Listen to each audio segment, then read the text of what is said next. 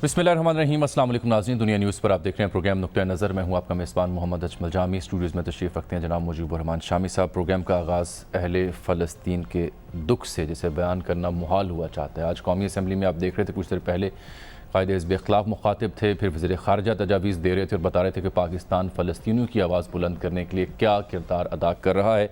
तो 21 मई यानी आने वाले जुमे को यौम फ़लस्तीन मनाया जाएगा इज़हार यकजहती के लिए।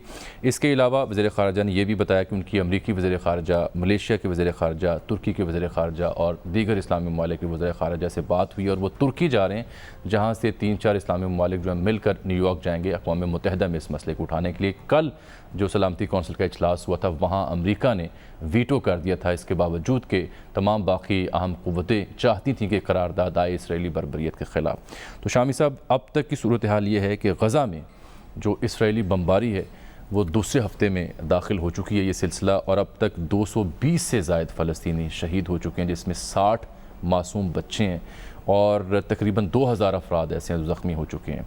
जो नाज़रीन सड़कें गज़ा की अस्पतालों की जानिब जाया करती थीं, कल रात जो इतवार की रात थी, ये डेडलीस्ट नाइट डिक्लेयर की है BBC समेत दीगर इदारों ने भी। बमबारी के अतबार से वो तमाम सड़कें तबाह कर दी गई हैं, इमारतें खंडरात का मंजर पेश कर रही हैं, और जो बच्चों पर बीत रही है वो तो बयान करना नाकाबिले मेरे हाल में नहीं है कि मैं बयान कर सकूँ सर। पूरा आलम इस्लाम जो है वो गमज़दा है, और मग़रिब में भी जहाँ इंसानी हकूक़ की पासदारी की बात होती है वहाँ भी लोग दुखी हैं, अगरचे कि अमेरिका की हुकूमत जो है वो इसराइल के साथ खड़ी है और उसके ख़िलाफ़ कोई इक़दाम जो है करने पर तैयार नहीं है, वीटो कर देते हैं। देखिए कि कुछ 50 बार तो अमेरिका जो है वीटो कर चुका है।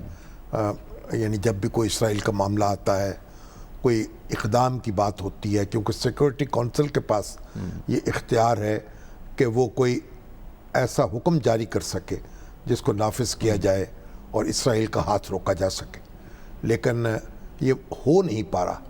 और इस वक्त अब देखिए गज़ा की पट्टी जो है उस पर हमास का गलबा है, और अब ख़दशा इस बात का है कि ये एक भरपूर और मुकम्मल जंग में तब्दील ना हो जाए और तबाही जो है वो बहुत ज़्यादा ना हो जाए।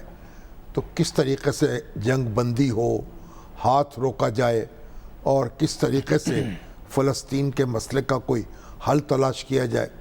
लेकिन अभी जो हमारी कौमी असम्बली में कायदे हिज़्ब इख्तिलाफ़ शहबाज शरीफ साहब ने बहुत अच्छी तकरीर की है, बड़ी संजीदगी के साथ बात की है, और फिर शाह महमूद कुरैशी साहब जो हमारे वज़ीर ख़ारजा हैं उन्होंने भी बड़े संजीदगी की सूरत हाल का जायज़ा लिया है और बताया है कि पाकिस्तान क्या कर रहा है। एक बात तो कहने OIC के फ्रंट पर जी, और अक़वाम मुत्तहिदा के अंदर, और अभी ये जो मुसलमान मुल्क हैं उनके वज़ीर ख़ारजा, सूडान की वज़ीर ख़ारजा, फ़लस्तीन के वज़ीर ख़ारजा, और तुर्की के, और फिर पाकिस्तान के, वो जाएंगे न्यूयॉर्क, और फिर जनरल असम्बली जो है उसका इजलास बुलाने की कोशिश होगी कि वहाँ ये करारदाद मंजूर हो सके। तो जनरल असम्बली की करारदाद तो मंजूर हो जाएगी, लेकिन जो कुव्वत नाफज़ा है वो सलामती कौंसिल के पास का वीटो आ जाता है, और बयान कर चुके हैं। शाह महमूद कुरैशी साहब ने कहा कि अमेरिका के वज़ीर ख़ारजा से भी उनकी कल रात टेलीफोनिक बात हुई है। लेकिन बहरहाल अब किसी तरीक़े से अमेरिका को इसका कायल करना पड़ेगा, उससे बात करनी पड़ेगी कि वो अपना किरदार अदा करे। और देखिए अभी तो आप देखें जो इसराइल है, कोई 67 लाख यहूदी वहाँ आबाद है और 57 लाख अमेरिका में है। तो यहूदियों का दूसरा बड़ा मुल्क जो है वो अमेरिका है, और पूरी दुनिया में फिर वो बड़े चंद लाख लोग जो हैं यहूदियों के आबाद हैं। तो अमेरिका के अंदर यहूदी इन्फ्लुएंस भी है, अमेरिका की अपनी हिकमत अमली भी है, लेकिन कोई तो ऐसी सूरत करनी पड़ेगी। ये वो क्या सूरत हो सकती है? यानी ये जो लिमिटेड रिसोर्सेज हैं, या उम्मत मुस्लिमा के पास जो लिमिटेड वसाइल कर सकते हैं? मुआशी तौर पर हम मजबूत नहीं है, सिफारती तौर पर हम मजबूत नहीं हैं, तो इस सब के बावजूद शामी साहब क्या हो सकता है? ये सवाल आपके सामने भी रखूंगा, लेकिन हमें कुछ देर बाद ज्वाइन करेंगे साबिक वज़ीर ख़ारजा जनाब खुर्शीद महमूद कसूरी साहब, उनसे भी हम जायज़ा लेंगे कि हम क्या कर सकते हैं, लिमिटेशंस के साथ क्या कर सकते हैं। देखिए, ये पाकिस्तान के अकेले का मसला नहीं है। OIC के फ्रंट पर हमें बात करनी OIC का जो परसों का कल का इजलास था, वहाँ मज़म्मती करारदाद मज़म्मत इससे आगे नहीं हो पा रहा। देखिए, इससे आगे देखना चाहिए हम क्या कर सकते हैं। आप देखिए, बदकिस्मती की बात यह है कि कितनी 3 जंगें लड़ी जा चुकी हैं इस मसले में, जी हाँ, और हर जंग जो है ना, उसके नतीजे में मजीद इसराइल ने अपनी हदूद को वुसअत दी है। हाँ जी, और मजीद काबिज हुआ है। 1948 में जो हदूद मुतय्यन की गई थी इसराइल के लिए, अब तो वो नक्शे में नजर ही नहीं आती, वो अब उससे कहीं ज्यादा फैल चुका। सर, नक्शे में नजर ही नहीं आती, डॉट्स हैं नक्शे में फ़लस्तीनी अथॉरिटी के। अरबों की फ़लस्तीनियों की जो आबादियां हैं वो ढाई जा रही हैं, कब्जे हो रहे हैं गैर कानूनी, ये शेराम में यही हो रहा खला हो रहा है, उनको वहां से बाहर धकेला जा रहा है। और हर जंग जो है वो आपके लिए कोई अच्छी खबर लेके नहीं आई। ठीक, और अब आप अगर जंग का ऑप्शन इस्तेमाल करें तो आप उससे क्या मफाद आपका वाबस्ता होगा, ये भी गौर करने की बात है। जंग और मसले का नहीं, इनके पास ना को बाकायदा फौज है, ना बाकायदा एयरफोर्स है, ना मुआशी तौर पर मजबूत हैं। कसूरी साहब ने हमें ज्वाइन कर लिया शामी साहब, लेकिन उनसे जाने से पहले एक बात की तो तायीद कीजिए कि आज शायद तवील अरसे के बाद पहला मौका है कि अहले फ़लस्तीन के गम की वजह से हमारी कौमी क़यादत एक हुई है। यानी जहाँ शहबाज शरीफ साहब ने वज़ीर ख़ारजा को सराहा या उनकी तवज्जो ली इंतहाई अच्छे तरीके से, वहीं शाह महमूद कुरैशी साहब ने भी ये किया। लेकिन मेरा नुक्ता ये आपकी खिदमत में, इतने अहम इशू पर क्या ये अच्छा होता है जनाब वज़ीर आज़म भी आज उसमें आते वहाँ मौजूद होते और ईवान में तो ज़्यादा बेहतर होता।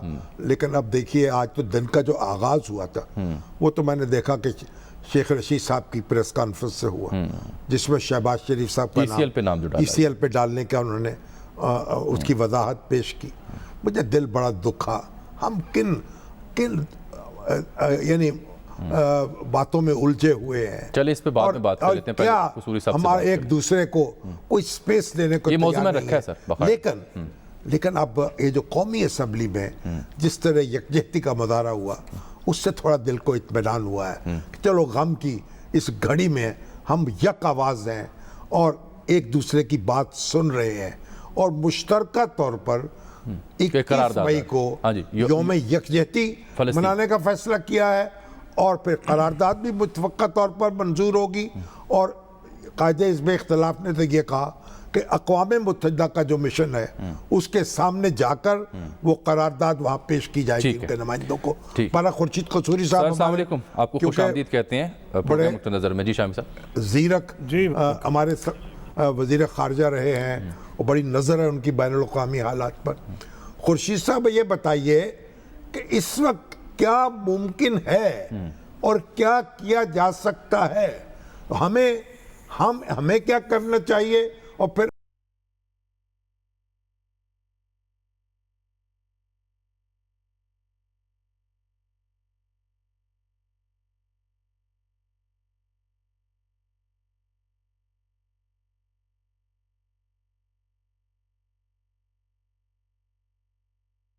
पहले चाहे एक ताकत था, फौजी ताकत, सारी अरब दुनिया का सबसे बड़ा फौजी ताकत थी मिस्र, उसका कोई नतीजा नहीं हुआ। नतीजा जॉर्डन जो है वो हाथ धो बैठा वेस्ट बैंक से, इसराइल की हदूद में वुसअत आती चली गई। अब वही इसलिए मैं कह रहा हूँ, अब जब जंग नहीं होगी तो अब इशू ये क्या ऐसे मुहर्रिकात हैं जो ये सूरत हाल ज़मीन पे तब्दील होगी। रेजोल्यूशन होंगे, यूएन में जाएंगे, वो तो कश्मीर का भी लटका हुआ, और ये सब करना चाहिए।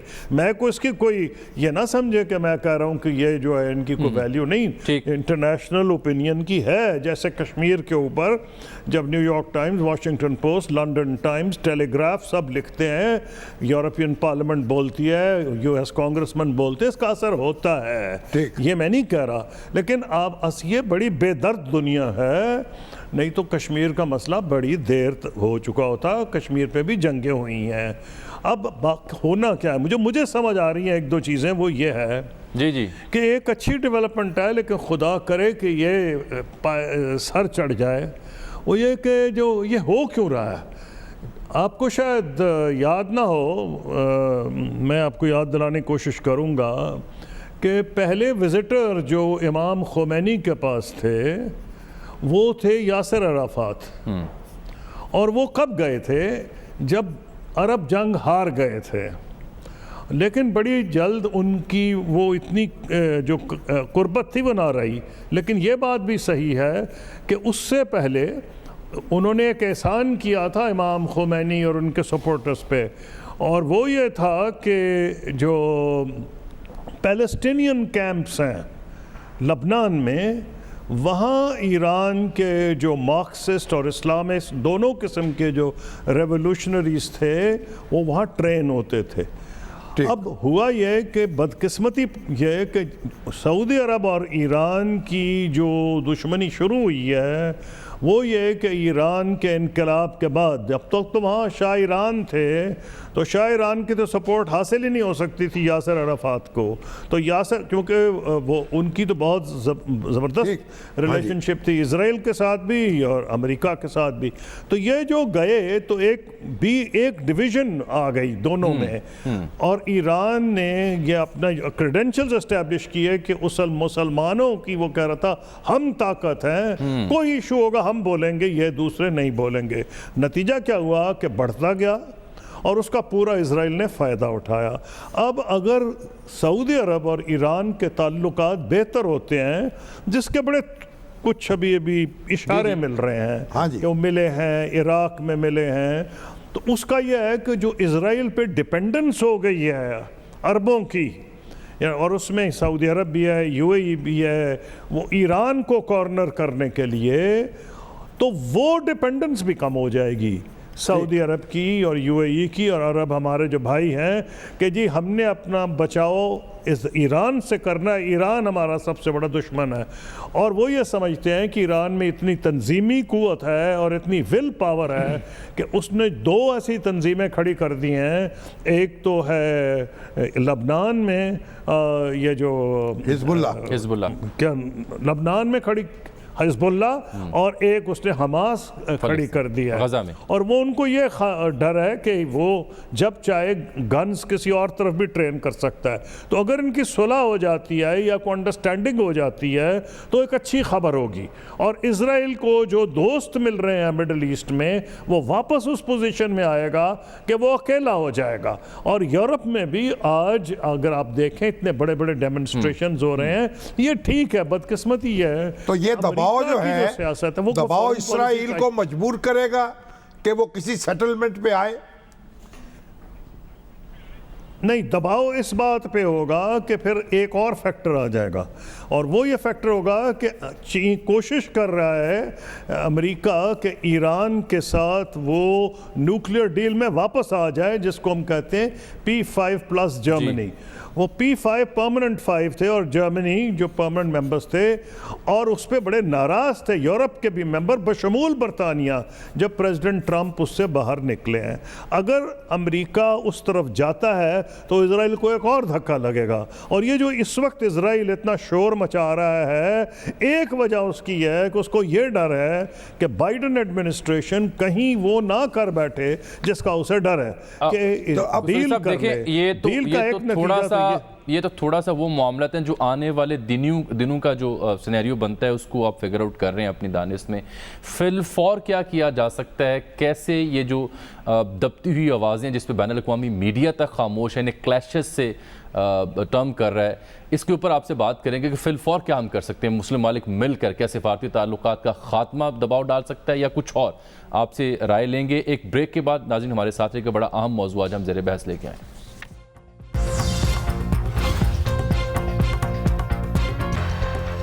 ویلکم بیک ناظرین. ہم اسرائیلی بربریت کا ذکر کر رہے ہیں. خورشید محمد قصوری صاحب بتا رہے تھے کہ کیسے صورتحال کو سنبھالا جا سکتا ہے، کیا کردار ادا کر سکتا ہے پاکستان اور امت مسلمہ. آپ دیکھیے آپ کے وہاں پہ غزہ میں جو انٹرنیشنل میڈیا کے آفیسز تھے وہ بلڈنگ تباہ کر دی گئی، تمام سڑکیں تباہ کر دی گئی ہیں اور ابھی بھی یہ سلسلہ جاری ہے. قصوری صاحب یہ فرمائیں کہ اس وقت پاکستان یا مسلم امہ مل کر کیا کچھ ایسا کر سکتے؟ کیا سفارتی تعلقات کو منقطع کرنا ایک حل ہو سکتا ہے یا مزید کیا آپ سجیسٹ کریں گے؟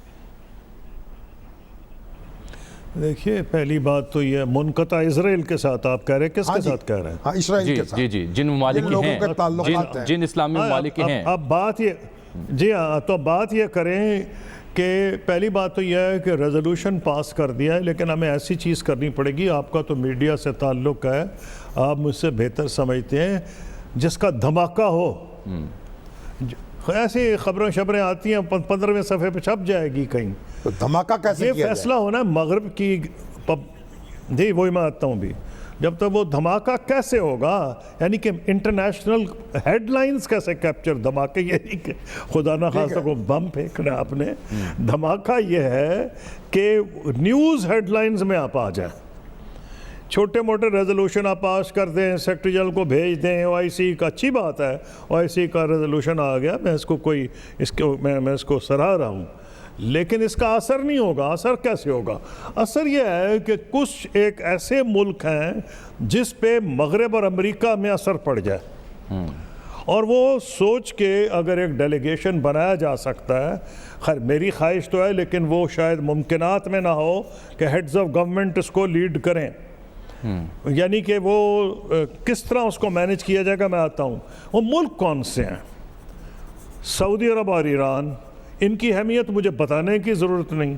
شیعہ سنی جو کچھ بھی کہانی ہے، ان کی اپنی اپنی طاقت ہے، میں اب وقت ضائع نہیں کروں گا. ان کی اہمیت سے تو ہر بندہ آگاہ ہے. ٹھیک. سعودی عرب اور ایران پاکستان دنیا کے واحد مسلم نیوکلیئر واحد نیوکلیئر پاور دنیا کی. ٹھیک. پاکستان، ایجپٹ، مصر جس کی سب سے بڑی فوج ہے. پھر اس کے بعد دو ملک جو چاہے چھوٹے ہیں لیکن ابو دیئر ویٹ پنچ کرتے ہیں، اور سب سے بڑی بات یہ مغرب اور امریکہ میں ان کی بات سنی جاتی ہے. یو اے ای، وہ ہیں یو اے ای اور قطر. یہ دو ملک ہیں. پھر دو مسلمان ریاستیں ساؤتھ ایسٹ ایشیا کی، انڈونیزیا جو دنیا کی سب سے بڑی مسلمان ریاست ہے، اور ملیشیا جو بہت کامیاب ریاست ہے مسلمانوں کی اور مسلم ایشوز پہ بولتی ہے. میں نے اپنے تجربے میں اپنے دور میں دیکھا ہے. اگر ان ملکوں کے وزراء خارجہ کا ایک ڈیلیگیشن جی ترکی کو لازمی، ترکی تو لازمی ہے نہ، لازمی ترکی ہوگا. یہ 9 ممالک آپ نے گروپ بنایا ہے. لکھ کے تو نہیں بات کر رہا. جی یہ 8-9 ملک ہیں. ترکی ایک فارمر امپیریل پاور ہے جو کہ یورپ میں بھی ریکگنائز ہوتی ہے، اور آج کے دور میں بھی ترکی کی معیشت ایسی ہے کہ وہ ٹھیک ہے آج کل ان کو کچھ مشکلات ہیں، لیکن وہ بہت ان کی اہمیت ہے، اور خاص طور پہ اسرائیل کے معاملات میں. تو thank you for reminding me. سوال ہی پیدا نہیں ہوئی کہ ترکی اس سے باہر ہو. یعنی ایک ایسا گروپ جس میں ترکی ہو، ایران ہو، سعودی عرب ہو، پاکستان ہو، مصر ہو، یہ دو ریاستیں جن کی بہت سنی جاتی ہے. ان کے ملیشیا اور انڈونیزیا، ان کے سربراہان کٹھے ہوں. اگر وہ تو ہوں تو بہت بڑی بات ہے، لیکن اس میں بڑے مسائل اٹھ جائیں گے. میں اس کو ڈسکس کروں گا پروٹوکول کیا آئیں گے. کیونکہ ایز فارمر فارن منسٹر مجھے آئی ایم اویئر کہ سیکرٹری جنرل کو تو نہیں وہ مل سکتے نا جا کے، کیونکہ ان کا پریسیڈنٹس میں وہ اونچے ہیں. تو اگر فارن منسٹرز اکٹھے ہوں उसमें पाकिस्तान एक रोल अदा कर सकता है, क्योंकि इनके इन सब ममालिक से ये हम कोई उनकी सुलह नहीं करा रहे, ईरान की और सऊदी अरब की, वो तो एक बहुत बड़ा काम है और हमारे अपने बड़े मसाइल हैं, हमें उसमें अभी नहीं पड़ना चाहिए। ना हम इस पोजीशन में खुशकिस्मती से अभी आए नहीं हैं, बदकिस्मती से, लेकिन ये काम जो है शायद हम एक रोल अदा कर सकें। अगर 8-9 मुल्क ये इकट्ठे हो जाएं, उनके फॉरेन मिनिस्टर्स, इतना बड़ा धमाका होगा जिसके अंदर ये मुल्क होंगे। खुदा न खास्ता एक आध मुल्क अगर ना भी आए ये डेलीगेशन फिर भी धमाका होगा। ये डेलीगेशन जाए न्यूयॉर्क, ये न्यूयॉर्क जाए, सेक्रेटरी जनरल को मिले, सारी दुनिया के मीडिया से की प्रेस कॉन्फ्रेंसेस वहाँ अरेंज की जाएं, इसको इग्नोर, जिसमें ईरान और सऊदी अरब होंगे, उसे तो कोई ये बिल्कुल आप ठीक कह रहे हैं कसूरी साहब के फिर वाक़यातन सुर्खी जमेगी, हेडलाइन बनेगी, टॉक शोज होंगे, और अगर मीडिया मैनेज किया जाए, उनको इन्विटेशंस दिए जाएं, तो ये 8 या 9 जो सरबराहान मुमलिकत हैं, ये वज़ीर ख़ारजा जब एक जगह न्यूयॉर्क में बैठेंगे तो वाक़यातन ये लाइमलाइट सरबराहान मुमलिकत तो नहीं, वज़ीर ख़ारजा, जी मैंने दोनों लफ्ज़ यूज़ किए। मुमलिकत तो सेकंड स्टेज, वज़राए ख़ारजा अगर ये हो जाता है तो followed by heads of state और heads of government writing to president Bush कि जनाब हम आपको मिलना चाहते हैं। उनके लिए मुश्किल होगा जवाब। बाइडन, हाँ प्रेसिडेंट बाइडन, बुश मुझे रहते हैं क्योंकि मेरा बुश आपके दौर में मैं फॉरेन मिनिस्टर से था। ये बहुत इंपॉर्टेंट और अहम आपने तजवीज़ सर दी है। अनफॉर्चुनेटली आज हमारे प्रोग्राम के इब्तिदा में कौमी असम्बली का सेशन चल रहा था, तो वक्त हमारा सर ख़त्म हो चुका है। आपका बहुत शुक्रिया, आपने बहुत उम्दा और अहम नुक्ता दिया है। उम्मीद है कि जो फैसला साज इदारे हैं, पार्लिमान है, वज़ीर आज़म और दीगर हल्के, वो सुन रहे होंगे। सर बहुत इंपॉर्टेंट सरबराहान मुमलकत है, एक लेटर लिखें, हाँ, इकट्ठा मुश्तरका तौर पर सदर जो बाइडन को, फिर अक़वाम मुत्तहिदा के सेक्रेटरी जनरल को, पर एक कोशिश करनी है ना किस तरीके से आगे बढ़े, रास्ता बनाना होगा। अभी तो देखे डॉक्टर फरीद मलिक साहब ने कहा कि सारे मुसलमान मुल्क जो हैं या अरब मुल्क अपनी अपनी फ़ौजें जो है वो इसराइल के बॉर्डर पर ले जाएं ताकि एक इमरजेंसी का ऐलान हो जाए। भाई ये तो मेरा ख्याल नहीं करूँगा सर, मैं तो समझता हूँ कि जंग से गुरेज लाजिम है और पुरअमन दबाव जो है वो बढ़ाना चाहिए, डिप्लोमेटिक दबाव बढ़ाना चाहिए और उसी से फिर हम आगे रास्ता निकालेंगे। अब देखना अमेरिका की बार बार बात की जाती है, अमेरिका कैसे वीटो करे, जबकि जो शील्ड, जो दिफाई निज़ाम इसराइल को हमास के रॉकेटों से बचाता है, आयरन डोम का हमने जिक्र भी किया था, वो फंडेड बाय अमेरिका है, टोटली फंडेड बाय अमेरिका, तो वो कैसे वीटो करेगा? भाई अमेरिका उनका हलीफ है, अमेरिका उनका सरपरस्त है, अमेरिका जो है उसकी सब, यानी आप देखें कि अमेरिका के बगैर इसराइल अपना वजूद बरकरार नहीं रख सकता। अच्छा सर, वक्त का मैं मौजूद तो शबाशी साहब वाला भी था, वो कल पे उठा रखते हैं, लेकिन आज हम जिक्र करेंगे एक इंतहाई कदावर शख्सियत मोहतरमा बेगम नसीम वली खान साहबा, जो कि चल बसी एक अहद था। बेगम नसीम वली खान, उनसे बड़ा ताल्लुक़ रहा जब तहरीक चल रही थी जुल्फ़िकार भुट्टो साहब के ख़िलाफ़, पाकिस्तान कौमी इत्तेहाद PNA की, और जब खान अब्दुल अली खान को और उनके रफ़क़ा को, जिसमें गौस बख्श बदंजो थे, जिसमें आपके खैर बख्श मरी थे, दूसरे बलोच और पश्तून लीडर नैब पर पाबंदी लगाई गई, उनको गिरफ्तार किया गया, गद्दारी के इल्ज़ाम में उनके ऊपर मुकदमा चल रहा था, हैदराबाद में उनको रखा गया और उस वक्त नैब की जगह फिर नेशनल डेमोक्रेटिक पार्टी की बुनियाद रखी गई।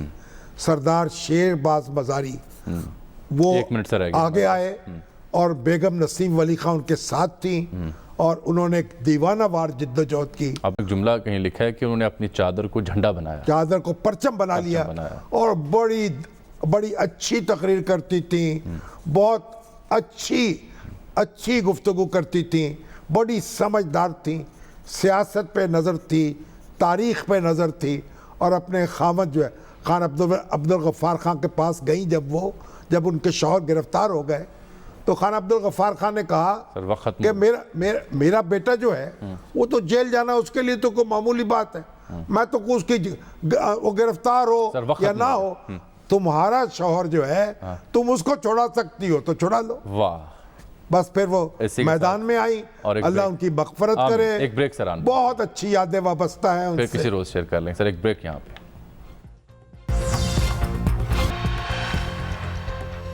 ناظرین اس کے ساتھ ہی آج کے پروگرام وقت یہاں ختم ہوتے ہیں. آپ سے ملاقات کل. تب تک کے لیے اللہ حافظ.